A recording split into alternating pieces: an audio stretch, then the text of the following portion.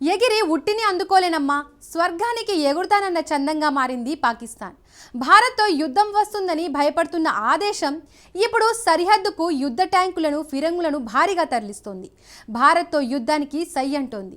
భారత్ తమపై యుద్ధానికి దిగితే అది దుస్సాహసమేనని పాక్ మిలిటరీ చీఫ్ హూంకరిస్తున్నాడు. కానీ పాకిస్తాన్ నిజంగా యుద్ధానికి సిద్ధంగా ఉందా అంటే అస్సలు లేదు.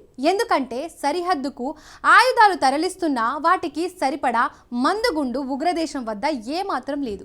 పాక్ యుద్ధానికి దిగితే 96 గంటలకు మించి పోరాడడం అసాధ్యం. అలాంటప్పుడు పాకిస్తాన్ ఎందుకు ఎగిరెగిరి యుద్ధం అంటోంది? ఆ దేశం వద్ద ఉన్న భారీ మందుగుడ్డు ఏమైంది? ఆర్థిక సమస్యలే పాకిస్తాన్కు శాపంగా మారాయా? యుద్ధం వస్తే 96 గంటల్లో పాక్ పని ఖతమేనా? పాకిస్తాన్ మందుగుండు నిల్వలు ఏమయ్యాయి? రుణాల కోసం దేశ రక్షణను పాక్ తాకట్టు పెట్టిందా? కాశ్మీర్లోని పహల్గామ్ ఉగ్రదాడి తర్వాత భారత్, పాకిస్తాన్ మధ్య తీవ్ర ఉద్రిక్త పరిస్థితులు నెలకొన్నాయి. ఈసారి పాకిస్తాన్ను అసలు వదిలిపెట్టొద్దని భారతీయులు డిమాండ్ చేస్తున్నారు. ఉగ్రదేశానికి ఇప్పుడు బుద్ధి చెప్పకపోతే ఇక ఎప్పటికీ ఇలాగే టెర్రర్ ఆటలు ఆడుతుందని ఆగ్రహం వ్యక్తం చేస్తున్నారు. పహల్గామ్లో దాడికి పాల్పడిన ఉగ్రవాదులు, వారిని పంపినవారు, కుట్రదారులను భూమి మీద ఎక్కడున్నా అంతం చేస్తామని భారత ప్రధాని నరేంద్ర మోడీ కూడా తేల్చి చెప్పారు. ఈ పరిణామాలే దయాది దేశం పాకిస్తాన్ వెన్నులో వణుకు పుట్టిస్తోంది. భారత దాడి చేస్తుందని ఇస్లామాబాద్కు పక్కా క్లారిటీ వచ్చేస్తుంది. కానీ భారత సైన్యం ఎప్పుడు దాడి చేస్తుంది, ఎక్కడ దాడి చేస్తుంది, ఎలాంటి దాడి చేస్తుందన్నదే పాకిస్తాన్కు అంతు చిక్కడం లేదు. భారత్ మాత్రం మౌనంగానే ఉంది. ఈ మౌనమే పాకిస్తాన్కు నిద్ర లేకుండా చేస్తోంది. భారత్ తమపై యుద్ధానికి దిగుతుందంటూ ఇప్పటికే పాకిస్తాన్ మంత్రులు పలుమార్లు ఆందోళన వ్యక్తం చేశారు. పహల్గామ్ దాడికి తమకు సంబంధం లేదని, అయినా కూడా భారత దాడులకు సిద్ధమవడం దారుణమంటూ ఆరోపిస్తున్నారు. అదే సమయంలో పాకిస్తాన్పై భారత్ యుద్ధానికి దిగడం దుస్సాహసమే అవుతుందని పాక్ ఆర్మీ చీఫ్ ఆసిమ్ మునీర్ హెచ్చరిస్తున్నారు. తమ వద్ద అణ్వాయుధాలు ఉన్నాయని, యుద్ధం విషయంలో భారత్ పునరాలోచించుకోవాలని పాకిస్తాన్ మంత్రులు వార్నింగ్ ఇస్తున్నారు. అణ్వాయుధాల బూచిని ముందుకు తీసుకొస్తున్నారు. మొత్తంగా భారత్ ఎప్పుడు దాడి చేసినా ప్రతిఘటిస్తామని పాకిస్తాన్ గట్టిగా చెబుతోంది. నిజంగా పాకిస్తాన్కు అంత సీనుందా అన్నదే ఇప్పుడు అసలు చర్చ. ఎందుకంటే ఆ దేశంలో క్షేత్రస్థాయిలో పరిస్థితులు చాలా దారుణంగా ఉన్నాయి. తీవ్ర ఆర్థిక సంక్షోభంలో కొట్టుమిట్టాడుతున్న పాకిస్తాన్ యుద్ధం చేసేందుకు అవసరమైన ఫిరంగి మందుగుండు లేదని నివేదికలు వస్తున్నాయి. యుద్ధమే వస్తే పాక్ సైన్యం వద్ద ఉన్న మందుగుండు కేవలం 96 గంటలు అయిపోతుందన్న విషయం పాకిస్తాన్ సైన్యాన్ని కలవరపెడుతోంది. సింపుల్గా చెప్పాలంటే యుద్ధం వస్తే 96 గంటల్లో పాక్ కేల్కతం అవడం ఖాయం. అయినా ఉగ్రదేశం మాత్రం మేకపోతు గాంభీర్యాన్ని ప్రదర్శిస్తోంది. తాము యుద్ధానికి సిద్ధమని రంకెలేస్తోంది. అయితే అసలు ప్రశ్న ఏమిటంటే, పాకిస్తాన్ వద్ద ఎందుకు మందుగుండు సామాగ్రి లేదు? ఈ ప్రశ్నకు సమాధానం తెలియాలంటే మనం 2022లోకి వెళ్లాల్సిందే. అదే సంవత్సరం ఫిబ్రవరి 24న ఉక్రెయిన్పై రష్యా ప్రత్యేక మిలిటరీ ఆపరేషన్ ప్రారంభించింది. నిజానికి అప్పటి వరకు ఉక్రెయిన్ యుద్ధానికి సిద్ధంగా లేదు. రష్యాను ఎదుర్కొనేందుకు అవసరమైన ఆయుధాలు ఉక్రెయిన్ వద్ద లేవు. అయితే ఉక్రెయిన్కు పశ్చిమ దేశాలు అండగా నిలిచాయి. భారీగా ఉక్రెయిన్కు ఆయుధాలను, మందుగుండును ఇచ్చాయి. ఈ ఆయుధాలతో రష్యా సైన్యాన్ని ఉక్రెయిన్ నిలువరించగలిగింది. కానీ రష్యా మాత్రం యుద్ధాన్ని ఇప్పటికీ కొనసాగిస్తోంది. దీంతో వేగంగా ఉక్రెయిన్ మందుగుండు నిల్వలు పడిపోయాయి. తమ వద్ద ఉన్న మందుగుండు సామాగ్రి అప్పటికే వెస్ట్ కంట్రీ భారీగా కీవ్కు అందించింది. అందుకే ఉక్రెయిన్కు వేరే దేశాల నుంచి మందుగుండును కొనుగోలు చేయాలని భావించాయి. మందుగుండు సామాగ్రి కోసం అమెరికా ప్రయత్నాలు చేస్తుంది. నిజానికి ఉక్రెయిన్ యుద్ధం ప్రారంభమైన తర్వాత చాలా దేశాలు మందుగుండును విక్రయించడానికి సిద్ధపడలేదు. మరింతగా కొనుగోలు చేయడానికి ఆసక్తి చూపాయి. అయితే అప్పటికే యుద్ధం కారణంగా పాకిస్తాన్ ఆర్థిక పరిస్థితి దారుణంగా మారింది. ఆ దేశం ఆర్థిక సంక్షోభంలోకి అడుగుపెట్టింది. పూట గడవాలంటే అప్పు చేయాల్సిన పరిస్థితి ఏర్పడింది. అప్పటికే మిత్ర దేశాలు ముఖం చాటేశాయి. చైనా రుణాలు ఇస్తున్నా పాకిస్తాన్కు మాత్రం సరిపోవడం లేదు. అదే సమయంలో ముందడుగు కోసం పాకిస్తాన్ను అమెరికా సంప్రదించింది. పాకిస్తాన్ అప్పటికే నిధుల కోసం మొహం దాచి కూర్చుంది. అమెరికా అడగగానే మందుగుండు విక్రయానికి సరే అంది. ముఖ్యంగా ఉక్రెయిన్కు 155 ఎంఏ మందుగుండు చాలా అవసరం. సో పాకిస్తాన్ నుంచి కోట్ల డాలర్ల విలువైన షిప్మెంట్లు తరలిపోయాయి.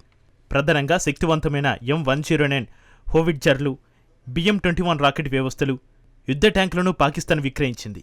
ఆ ఆయుధాలు యునైటెడ్ కింగ్డమ్, జర్మనీ మీదుగా ఉక్రెయిన్కు చేరుతున్నాయి. మొదట కొన్ని షిప్మెంట్లు జర్మనీ మీదుగా వెళ్లాయి. ఆ తర్వాత యూకే మీదుగా మరికొన్ని షిప్మెంట్లు వెళ్లాయి. 2023 ఏప్రిల్లో పాకిస్తాన్తో డీల్ కుదిరినట్టు నివేదికలు చెబుతున్నాయి. 2023 జూలై 20న పాకిస్తాన్లో ఉక్రెయిన్ విదేశాంగ మంత్రి పర్యటించారు. రక్షణ రంగానికి చెందిన 230 వస్తువులను ఉక్రెయిన్కు ఎగుమతి చేసేందుకు ఇస్లామాబాద్ అంగీకరించింది. వీటికి సంబంధించి పలు అంతర్జాతీయ మీడియాలో అప్పట్లో పలు కథనాలు వచ్చాయి.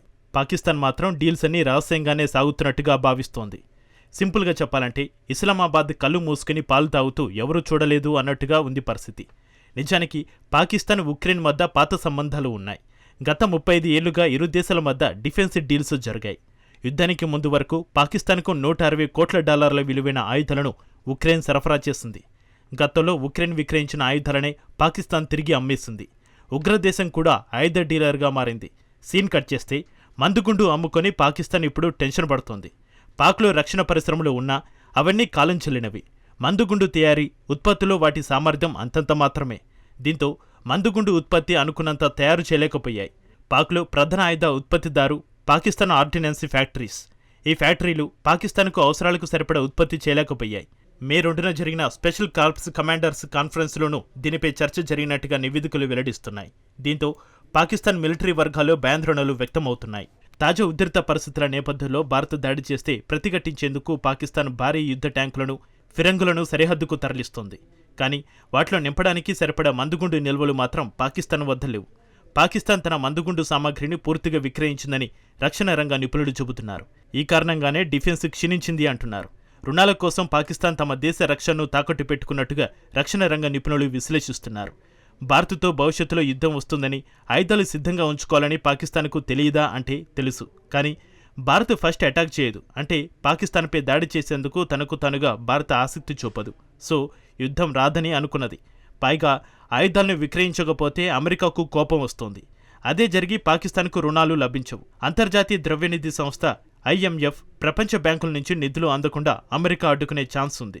అందుకే విద్యలేని పరిస్థితుల్లో పాకిస్తాన్ తన ఆయుధాలను విక్రయించాల్సి వచ్చింది. ఇప్పుడు తనకే యుద్ధం వస్తే తల్లడిల్లుతోంది. అయితే పాకిస్తాన్కు మందుగుండు ఇతర దేశాలు విక్రయించవా? నిజానికి పాకిస్తాన్కు మందుగుండును చైనా, తుర్కియో వంటి దేశాలు విక్రయించగలవు. కానీ పాకిస్తాన్ మందుగుండును కొనే పరిస్థితిలో లేదు. ఉక్రెయిన్కు అమెరికా, పశ్చిమ దేశాలు ఇచ్చినట్టు ఉచితంగా చైనా, తుర్కియో ఏమాత్రం ఇవ్వవు. చైనా ఏం చేసినా ప్రతిఫలం తప్పకుండా ఆశిస్తోంది. చైనా అంత ఈజీగా సాయం చేసే పరిస్థితి లేదు. పాకిస్తాన్ స్వయంగా ఈ యుద్ధాన్ని కోరి తెచ్చుకుంది. దేశంలో దారుణ పరిస్థితుల నుంచి ప్రజలను డైవర్ట్ చేయడానికి కాశ్మీర్లో పాకిస్తాన్ ఉగ్రదాడికి దిగింది. ఇప్పుడేమో అదే ఉగ్రదాడికి భారత్ ప్రతీకారానికి సిద్ధమవుతుంది. మొత్తంగా పాకిస్తాన్ పరిస్థితి పెనంలో నుంచి పొయ్యిలో పడిన చందంగా మారింది. యుద్ధం వస్తే కొనసాగించేందుకు అవసరమైన ఆర్థిక, లాజిస్టిక్ సౌకర్యాలు పరిమితంగా ఉన్నాయని మాజీ army chief general Qamar Javed Bajwa గతంలోనే హెచ్చరించారు.